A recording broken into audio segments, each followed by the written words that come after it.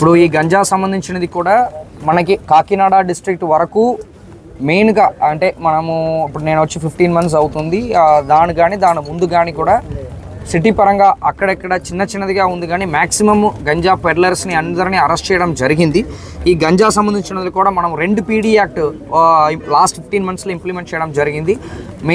Main challenge ఏంటంటే మనకి NH-16 ద్వారా మనకి ట్రాన్స్పోర్ట్ అనేది జరగడానికి ఆస్కారం ఎక్కువ ఉంది. ఆ కేసెస్ ఎక్కువ ఉంది. రిమైనింగ్ అన్ని కేసెస్ కూడా కాకినాడ డిస్ట్రిక్ట్ వరకు వచ్చిన వరకు ఈవెన్ పాత గంజా ముద్దాయిలు ఎవరెవరు ఉన్నారో వాళ్ళందరినీ కూడా ప్రతి ఒక 10 days ఒకసారి స్టేషన్కి పిలవడము, వాళ్ళకి కౌన్సిలింగ్ చేయడము. వాళ్ళు already minimum 7 months to 8 months already శిక్ష పొందారు కాబట్టి ఎవరు కూడా రిపీట్ అనేది చేయట్లేదు. కాకపోయినా ఇంకా కొన్ని ఇంద్రపాలము, తర్వాత కొన్ని మసానాలు అక్కడక్కడ ఎక్కడ పోలీస్ ప్రెసెన్స్ కానీ ప్రజలు ప్రెసెన్స్ కానీ తక్కువ ఉన్న ఏరియా పైన మేము కొన్ని ఎక్కువ ఫోకస్ చేస్తున్నాము.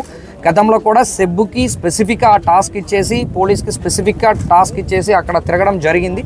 టు ఎన్ ఎక్స్టెంట్ కంట్రోల్ అయినట్టు నేను నమ్ముతున్నాను.